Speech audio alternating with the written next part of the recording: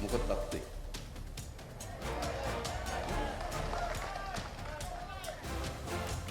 හොඳයිනේ.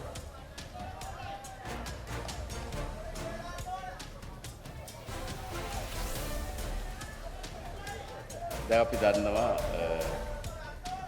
පහුගිය අවුරුද්දේ සැප්තැම්බර් මාස 21 අපේ රටේ දේශපාලනයේ එතෙක් තිබුණු ඉතිහාසය නේද?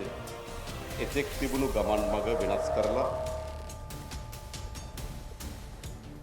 තිබුණු ගමන් මඟ වෙනස් කරලා මේ රටේ ජනතාව සුවිශේෂී දේශපාලන තීන්දුවක් ගත්තා. නේද? පැරණි අසාර්ථක දේශපාලන කඳවුරු පරාජයට පත් කරලා පොදු ජනතාව අතට බලය මාරු කරන විශේෂ තීන්දුවක් ගත්තා.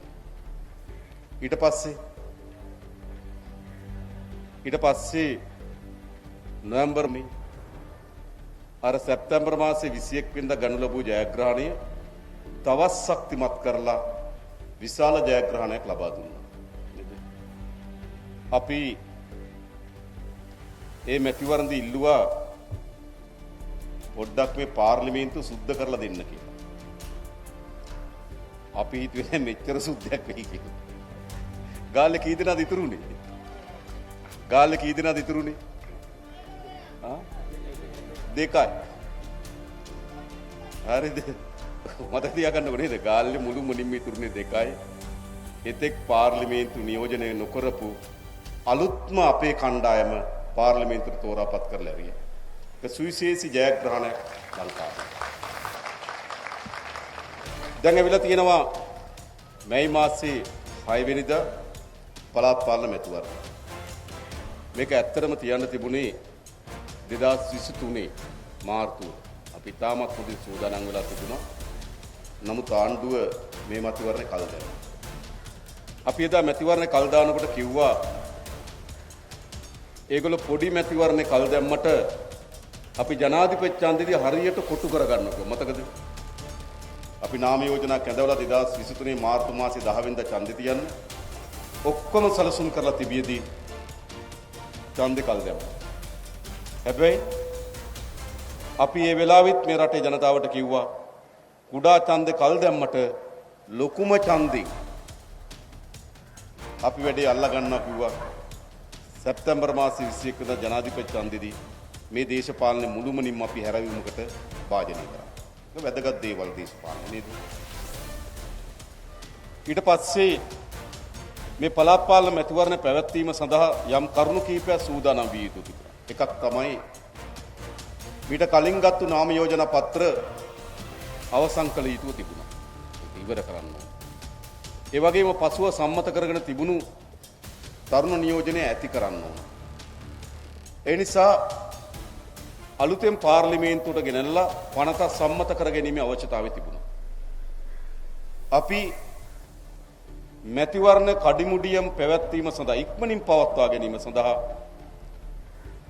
අපේ ආණ්ඩුවේ පළමු සංශෝධන පනත හැටියට පළාත් පාලන මැතිවරණ සංශෝධන පනත සම්මත කරා. සම්මත කරාට පස්සේ ඡන්දේ පැවැත්වීමේ බලය යනවා මැතිවරණ කොමිසමට. අපි මේ පනත සම්මත කරපු දිනේ සිට බැලුවා නම් අවුරුද්දට කලින් අද වගේ දිනේ අද වගේ වෙනකොට අප්‍රේල් 6 7 වෙනකොට ඡන්දේ තියන්න තිබුණා. අපිට අවශ්‍යකම තිබුණේ මේ අලුත් අවුරුද්දට කලින් ඡන්දේ පවත්වන්න.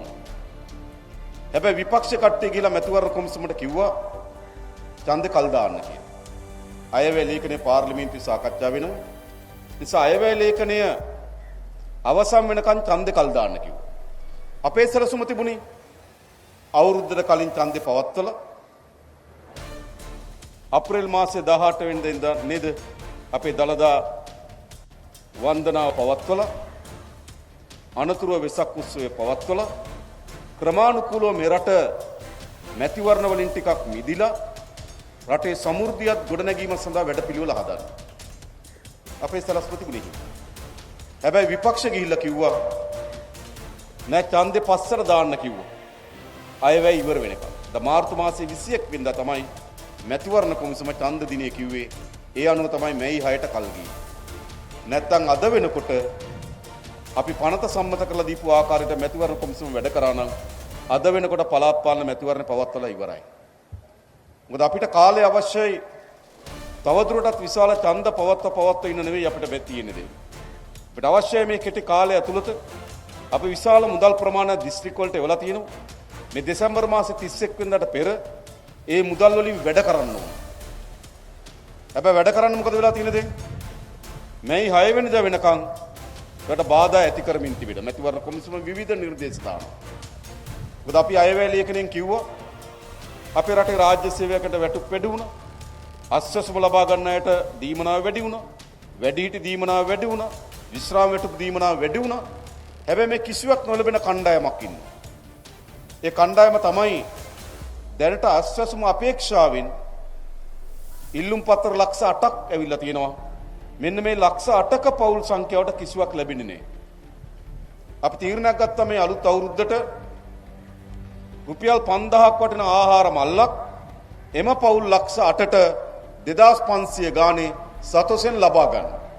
කිසිදු දේශපාලනයක් මැදිහත් වෙන්නේ නැහැ. සතොසට ගිහිල්ලා ඒ අපේක්ෂා කරපු අර ඉල්ලුම් පත්‍ර දාපු ලක්ෂ 8 ඉන්නවනම් රුපියල් 2500ක් දීලා 5000ක ආහාර මල්ලක් ගන්න පුළුවන්. ඒක ඡන්ද බලාගෙන කරන වැඩක් නෙවෙයි. ඒක මේ අලුත් අවුරුද්දට අර ප්‍රතිලාභ වලින් අත්තරණු සමාජ කණ්ඩායමට රජයක් විසින් කළ යුතු කාර්යයක්. හැබැයි මොකද්ද උනේ? ඒක දැන් නතර කරලා තියෙනවා. අපේ අපේක්ෂාව තිබුණේ මොකද්ද? මේ 6-7 වෙනකොට ඡන්දේ පවත්වලා අනතුරුව මේක දෙන්න. හැබැයි කොමිසම විසින් තමයි මේ 6 වෙනිදාට මේ ඡන්ද කල් දාලා අදේ දීමනාව නතර කරලා තිබෙන්නේ. ඒ වගේම අපි පාරවල් හදන්න, පාලම් හදන්න, ඇලවේලි සුද්ධ කරන්න, කුඩා ප්‍රතිසංස්කරණ වැඩ කරන්න විශාල මුදල් ප්‍රමාණයක් ඉවලා තියෙනවා. දැන් මේ වගේ යෝජනා සකස් කර ගැනීම සඳහා පවා බාධාවක් ඇවිල්ලා තියෙනවා. මොකද අපිට මාස 8යි තියෙන මේ දෙසැම්බර් මාසේ 31 වෙනිදාට. ඒකිනුත් තව මාසයක් ගියපුවාම අපිට මේ මුදල් වියදම් කරලා වැඩ කරගැනීමේ අසීරුතාවයක් තියෙනවා. ඇයි ඒ? අපේ සලස්ව තිබුණේ මැතිවරණ කලින් තියන්න. විපක්ෂයට අවශ්‍ය වී තිබුණේ ඡන්දේ පස්සට දාන්න. ඔయితත් වඩා පස්සට දාන්න. අපි කියන්නේ පස්සට යන්න වැඩේ අමාරු බව මතක තියාගන්න විපක්ෂ. හොඳ වෙනවද? හොඳ වෙන්නේ. දැන් මේ මැතිවරණය බලන්න. මේ මැතිවරණයට ලංකා ඉතිහාසයේ දේශපාලනේ මේ තරම් පැහැදිලි බෙදීමක් ලංකාවේ කවදාවත් තිබිලා නැහැ. සෑම මැතිවරණයකදී බෙදීම් ගොඩක් තිබුණා.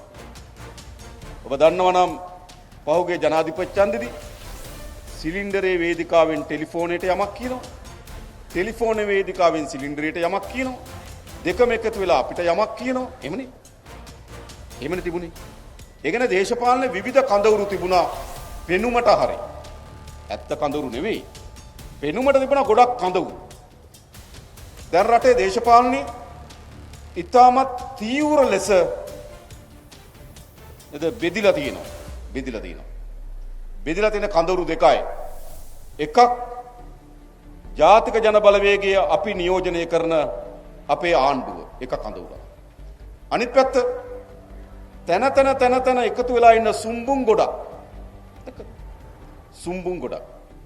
ඔබ බැලුවොත් ඒගොල්ලගේ මැතිවරණ වේදිකාව, ඒගොල්ලගේ පාර්ලිමේන්තු ආමන්ත්‍රණය, පාර්ලිමේන්තුවේ නැති අය, විශේෂයෙන් මේ ගාල්ලේ නැති කෙනෙක් ඉන්නුනේ. නැති අය කියන කතා දෙස බලපුවාම සියලු දෙනාගේම ප්‍රතිවිරෝධය, සියලු දෙනාම එකට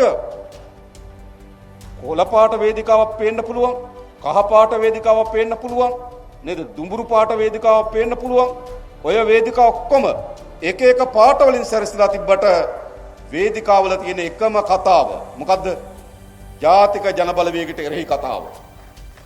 දැන් ලංකාව විතර පැහැදිලි දේශපාලන බෙදීමක් ඇවිල්ලා තියෙනවා. දැන් ජනතාවට තියෙන්නේ සැප්තැම්බර් මාසේ 21 වෙනිදා මේ අත්පත් කර ගන්නා ලද ජයග්‍රහණය ඉදිරියට ගෙන යාම සඳහා නියෝජනය කරන දේශපාලන කඳවුර ජයග්‍රහණය කරනවාද? එහෙම නැත්නම් එම ගමන ආපසු හැරවීම සඳහා එකතු වෙමින් තිබෙන සුම්බුන් ඉදිරියට ගෙන යනවා. උත්තරයි. ලොකු කතා බහක් නැහැ. පැරණි අසාර්ථක දේශපාලන කඳවුරු වලට යලි අවස්ථාව ලබා දෙනවද? ජනතාව ඉතාමත් තීරණාත්මක ලෙස පැරණි අසාර්ථක දේශපාලන කඳවුර පරාජයට පත් කරා. ඒ පරාජයට පත් කරලා අත්පත් කරගත්තු ජයග්‍රහණය ඉදිරියට ගෙන යනවාද? මොකද කරන්නේ?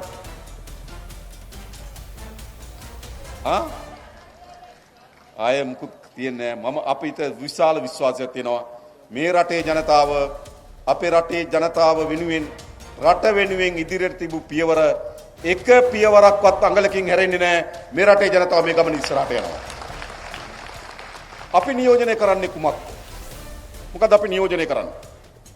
අපිට අවශ්‍යයි මේ රටේ නීතියේ විධානයේ ආධිපත්‍ය නිසි පරිදි තහවුරු කරන්න ඕන. ඕනේ නැද්ද? ඕන. දැන් එහෙම රටක් හැදිලා නැද්ද? බලන්න. ක්‍රමානුකූල මීට පෙර අපේ රටේ නීතිය ක්‍රියාත්මක වුණේ කාටද? දුප්පත් දුබල අයට. නේද? නීතිය නිකන් මදුරු දෙලක් වගේ තිබුණේ. නේද?